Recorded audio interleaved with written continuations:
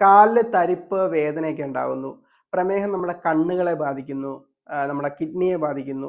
അപ്പോൾ മരുന്ന് കഴിച്ച് ഷുഗർ കൺട്രോൾ ചെയ്ത് നിർത്തുന്ന ആളുകളിലും ഈ പ്രശ്നങ്ങളൊക്കെ ഉണ്ടാവും. അപ്പോൾ ആളുകൾ നമ്മളോട് ചോദിക്കും, ഡോക്ടറെ ഞാൻ മരുന്ന് കഴിക്കുന്നുണ്ട്, ഷുഗർ കൺട്രോളിലാണ്, എന്നിട്ടും എന്തുകൊണ്ടാണ് ഈ പ്രശ്നങ്ങളൊക്കെ ഉണ്ടായെന്നുള്ളത്. ഇത് മെറ്റബോളിക് മെമ്മറി എന്ന് പറയുന്ന അല്ലെങ്കിൽ ലെഗസി എഫക്റ്റ് എന്ന് പറയുന്ന ഒരു പ്രതിഭാസമാണ്. ഇതിനെക്കുറിച്ചാണ് നമ്മൾ ഇന്ന് സംസാരിക്കുന്നത്. ഞാൻ ഡോക്ടർ ധീരജ്. പ്രമേഹം തുടങ്ങിയ ആദ്യ കാലഘട്ടങ്ങളെ നമ്മളൊരു ഗോൾഡൻ ടൈം ആയിട്ടാണ് കണക്കുകൂട്ടുന്നത്. ആദ്യത്തെ ഒരു 4-5 വർഷം. ഈ സമയത്ത് നമ്മൾ എങ്ങനെ പ്രമേഹം നിയന്ത്രിച്ചു എന്നതിനെ അടിസ്ഥാനപ്പെടുത്തിയിരിക്കും പിന്നീട് നമുക്ക് ഈ കോംപ്ലിക്കേഷൻസ് ഒക്കെ വരുമോ ഇല്ലയോ എന്നുള്ളത് നിർണ്ണയിക്കുന്നത്. അപ്പോൾ ആദ്യ കാലഘട്ടങ്ങളിൽ ഷുഗർ വല്ലാണ്ട് കൂടി നിൽക്കുവാണ്, നമ്മൾ ശ്രദ്ധിക്കുന്നില്ലെങ്കിൽ ഈ കൂടി നിൽക്കുന്ന ഷുഗർ നമ്മളുടെ ഓരോ കോശങ്ങളിലും ഉണ്ടാക്കുന്ന സ്ട്രെസ് ഉണ്ട്. ആ സ്ട്രെസ് ആ കോശങ്ങൾ ഓർത്തിരിക്കും.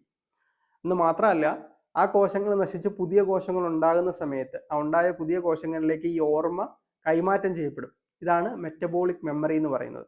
അങ്ങനെ കോശങ്ങൾ നശിച്ച് പുതിയ പുതിയ കോശങ്ങൾ ഉണ്ടായി വരുന്നു. ഇതിനോടൊപ്പം നമുക്ക് പ്രായവുമായിട്ട് വരുന്നു. അപ്പോൾ എന്ത് പറ്റും? ഈ കോശങ്ങളിൽ ഉണ്ടായിട്ടുള്ള ആ സ്ട്രെസ്സിന്റെ ഫലമായിട്ട് അതിനോടൊപ്പം തന്നെ പ്രായവും കൂടുന്നത് കൊണ്ട് നമുക്ക് ഈ കോംപ്ലിക്കേഷൻസ്, കാലില് ന്യൂറോപ്പതി, അതുപോലെ കിഡ്നിയിൽ നെഫ്രോപ്പതി, റെറ്റിനോപ്പതി പോലുള്ള പ്രശ്നങ്ങൾ നമുക്ക് തലപൊക്കി തുടങ്ങും. ആ സമയത്ത് നമ്മൾ ഷുഗർ കൺട്രോൾ ചെയ്ത് നിർത്തിയിരിക്കുമായിരിക്കും. പക്ഷേ പ്രമേഹം തുടങ്ങിയ കാലഘട്ടങ്ങളിൽ നമ്മൾ കാണിച്ച അശ്രദ്ധ, ആ അശ്രദ്ധയുടെ ഒരു ആഫ്റ്റർ എഫക്റ്റ് ആണ് പിൽക്കാലത്ത് നമുക്കുണ്ടാകുന്ന ഈ കോംപ്ലിക്കേഷൻസ്. അപ്പോൾ ഇതിനുള്ളൊരു പരിഹാര മാർഗം എന്ന് പറയുന്നത്, പ്രമേഹം തുടങ്ങി ഡയഗ്നോസ് ചെയ്യുന്ന സമയത്ത് തന്നെ അല്ലെങ്കിൽ പ്രീ ഡയബറ്റിക് ആയിട്ടിരിക്കുന്ന സമയത്ത് തന്നെ ഒരു ഹെൽത്തി ആയിട്ടുള്ള ലൈഫ് സ്റ്റൈൽ മെയിൻറ്റെയിൻ ചെയ്യുക, പ്രോപ്പർ ആയിട്ടുള്ള എക്സർസൈസ്, അതുപോലെ തന്നെ ഡയറ്റ് പ്ലാൻ. അങ്ങനെ ഷുഗർ നല്ല രീതിയിൽ കൺട്രോൾ ചെയ്ത് നിർത്തിയാൽ ഈ കോശങ്ങളിൽ ഇങ്ങനത്തെ സ്ട്രെസ് ഉണ്ടാവില്ല. നല്ല ഗുഡ് മെമ്മറി ആയിരിക്കും ആ കോശങ്ങളിൽ ഉണ്ടാകുന്നത്.